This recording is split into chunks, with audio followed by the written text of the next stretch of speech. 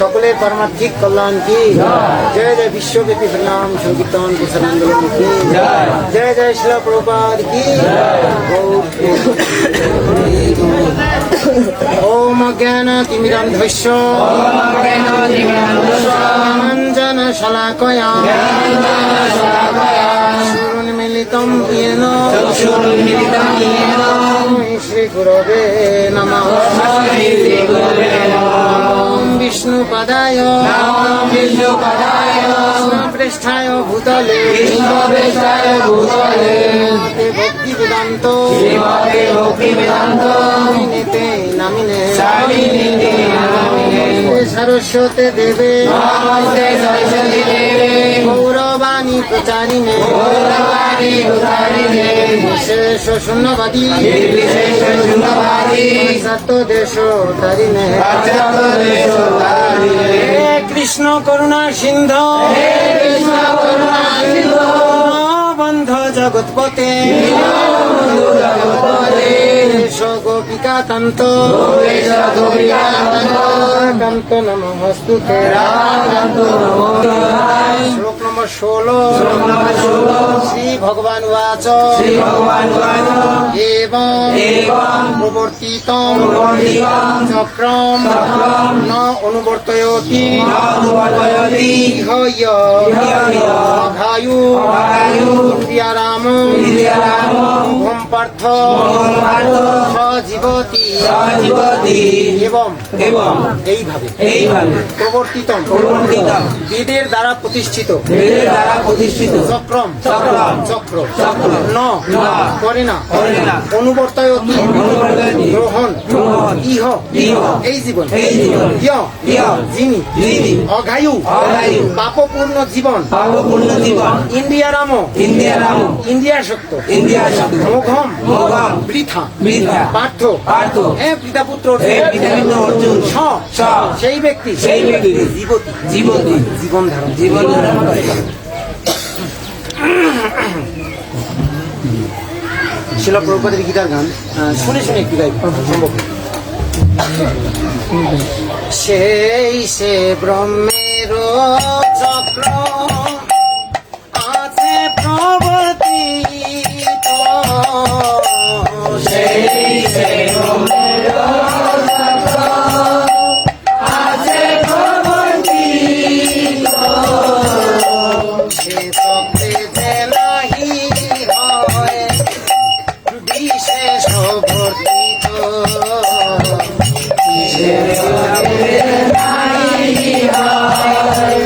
বিশেষ বর্তিত বাপের জীবনতা অতি ভয়ঙ্কর বাপের জীবনতা অতি ভয়ঙ্কর জিয়ো করে পাপ পরস্পর ইন্দ্রিয়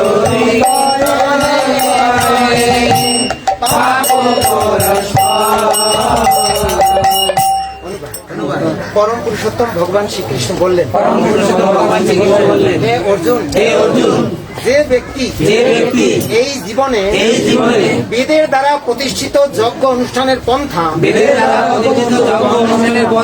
অনুসরণ করে না সেই ইন্দ্রিয় সুখ পরায়ণ পাপী ব্যক্তি বৃথা জীবন ধারণ করে। এই শ্লোকে ভগবান কৃষ্ণ আমাদেরকে স্পষ্ট বলে ওটা পড়তে হবে না। এই শ্লোকে ভগবান কৃষ্ণ আমাদের একটা বার্তা মেসেজ দিচ্ছেন, মেসেজ আছে না শর্ট SMS। এই শ্লোক একটা SMS।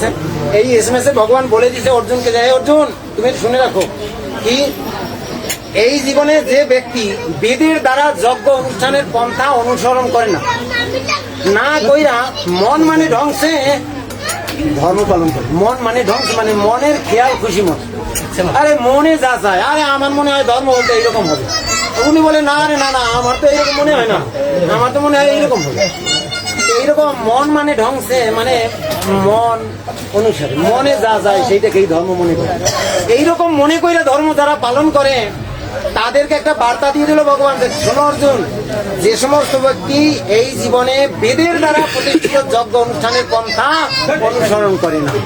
বেদের দ্বারা প্রতিষ্ঠিত মানে শাস্ত্রগ্রন্থে নির্দিষ্ট। এটা তুমি চাইলেই একটা ধর্মমত বানাইয়া তুমি সেটা পালন করতে পারবে। এখন আমি যে বললাম তুমি ধর্মমত বানাইয়া পালন করতে পারবে, এখন কেউ বলতে পারে আপনি কি এই কথা বলতে পারেন?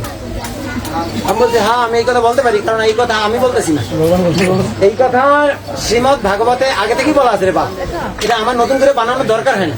আমি সেইখান থেকে যাই না তারপরে বলতেছি, সেখান থেকে জেনে বলতেছি। সেইখানে কি বলা হয়েছে ধর্মে, এই যে ভাগবতে ভাগবত শাস্ত্রে এই কথা বলা হয়েছে, ধর্মম তু সাক্ষাৎ ভগবত প্রণীতম। ধর্ম হলো কেবল ভগবান প্রণয়ন করেন, আর কেউ না। ন বৈ বিদু ঋষয় ন অপিদেবা। এই ধর্ম মত না তো ঋষিরা স্থাপন করতে পারে, না দেবী দেবীরা। ন বৈ বিদু ঋষয় ন অপিদেবা, ন মনুষ্য অসুরা, এমনকি মানুষ অসুরেরাও তৈরি করতে পারে না। আর অন্যান্য যে প্রাণীরা আছে তাদের আর কি করতে, চারণ আদর। এই চারণ আদি বিভিন্ন প্রকারের যে প্রাণীরা আছে এদের কথা বলার আর কি আছে? যেখানে দেবী দেবতারা ঋষিরা মুনিরা পারে না, সেখানে কোথাকার মানুষ অসুর অন্যান্য প্রাণীরা কেউই ধর্মমত তৈরি করতে। তো আপনি যে মনের ইচ্ছা মতো বানাইয়া ধর্ম পালন করতেছেন, আপনার এই ধর্মের অনুমতি কে দিচ্ছে? এই জন্য ভগবান এখানে নির্দিষ্ট করে গেছে, সেই কুরুক্ষেত্র যুদ্ধের সময় অর্জুনকে বলে গেছে, শুনে যাও অর্জুন, যে ব্যক্তি এই জীবনে বেদের দ্বারা প্রতিষ্ঠিত যজ্ঞ অনুষ্ঠানের পন্থা অনুসরণ করে না। এখন যজ্ঞ অনুষ্ঠানের পন্থাটা কি? এই কলিযুগে যজ্ঞ অনুষ্ঠানের পন্থাটা হচ্ছে কি? হরের নাম, হরের নাম, হরের নামৈব কেবলম, বলো নাস্তৈব নাস্তৈব নাস্তৈব গতিরন্যথা। এই কলিযুগে হরিনাম হরিনাম হরিনাম ভিন্ন আর কোন ধর্ম। এই জন্য আরো শাস্ত্রে বলা হয়েছে, কলি যুগে ধর্ম হয় নাম সংকীর্তন। কলি যুগে ধর্ম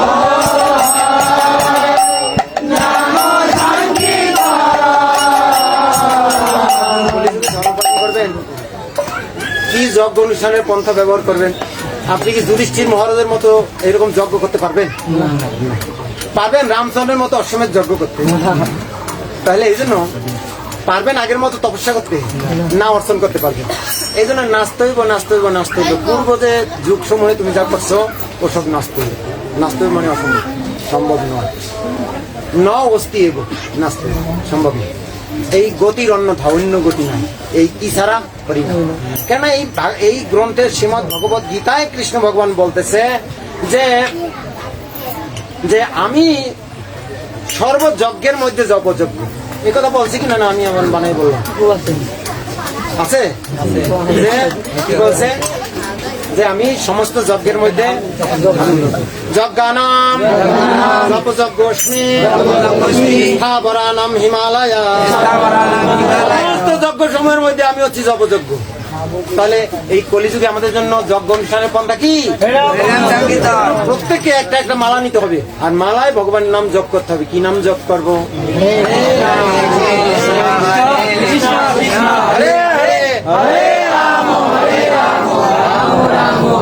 তাহলে কি চৈতন্য মহাপ্রভুর কথা পালন করা হবে? চৈতন্য মহাপ্রভুকে তাহলে ভালোবাসা হবে? হবে তো হবে। চৈতন্য মহাপ্রভুকে যদি ভালোবাসেন তাহলে আমাদের এই দাবি আছে তো যে কি করতে হবে? এই মালায় ভগবানের নাম। আর যদি আমরা ভালোভাবে নাও পারি, আমি জানি যে হরিনাম করার সময় অনেক মাতাজিরা পিতাজিরা অনেকেই নাম করেননি, কারণ আমি জানি নাম করার অভ্যাস না থাকতে পারে। এই জন্য হঠাৎ করে একটা জিনিস গ্রহণ করে চাপ না। কিন্তু চৈতন্য মহাপ্রভুকে আমরা ভালোবাসি না। চৈতন্য মহাপ্রভু আমাদের প্রত্যেককে এইভাবে নাম করা শিখেছে, আর তার ভক্তদের অনুমতি দিয়ে গেছে, যাও প্রত্যেক নগরে গ্রামে যাও আর সবাইকে এই মেসেজ দিয়ে দাও, বলো কৃষ্ণ। এই জন্য ভগবান কৃষ্ণ একই কথা। তারপরে অর্জুনের কাছে বলে গেছে, অর্জুন বেদের দ্বারা প্রতিষ্ঠিত এই প্রকারের যজ্ঞ অনুষ্ঠানের পন্থা যে ব্যক্তি অনুসরণ করবে না তার কি হবে? পাপের জীবন তার অতি ভয়ঙ্কর। পাপের জীবন তার অতি ভয়ঙ্কর। বিলোপি করে করে পাপ পরস্পর। বিলোপি করে পাপ পরস্পর। আমরা যদি এই চৈতন্য মহাপ্রভুর কথা না মানবো তাহলে কিন্তু পাপের জীবন অতি ভয়ঙ্কর। ভগবান বলছে মোঘম পার্থ সহজীবতী। ওই ব্যক্তি বৃথা জীবন ধারণ করে, ওর জীবন যাপন করার কোনো উদ্দেশ্য নেই। যদি আমার এই নির্দিষ্ট এই ধর্ম অনুষ্ঠানের পন্থা ফলো না করে। এজন্য আপনার মনে যদি অন্য কিছু চায় লাভ নাই, কারণ আপনার মনে যা চায় তাতে তো কিছু নির্দিষ্ট হয় না, কিন্তু ভগবান যা বলছে সেটা সত্য। আমার কথা হোক বা না হোক, কিন্তু ভগবানের কথা হবে। এজন্য আমরা নিজের মতামতের কথা ব্যক্ত করি না, আমরা ওই চৈতন্য চন্দ্রের কথাই ব্যক্ত করি, আমরা ওই কৃষ্ণচন্দ্রের কথাই বলি, কারণ এই কৃষ্ণের কথাই আমাদের পালন করা সবার কর্তব্য, আমার ব্যক্তিগত কথা না। এজন্য আমরা কেউ আমাদের ব্যক্তিগত কথা বলি না, আমরা শাস্ত্র গ্রন্থ থেকে এই কথাগুলি বলি। এজন্য আমরা সরকারকে রিকোয়েস্ট করবো, যেহেতু এখন সময় অল্প, আমরা এখন শেষ করবো, তাই আপনাদের প্রতি আমাদের রিকোয়েস্ট যে দয়া করে চৈতন্য মহাপ্রভুর কথা অনুসারে আমরা এই হরিনাম সংকীর্তন সবাই পালন করবো। একবার বলুন, জয় শ্রীকৃষ্ণ।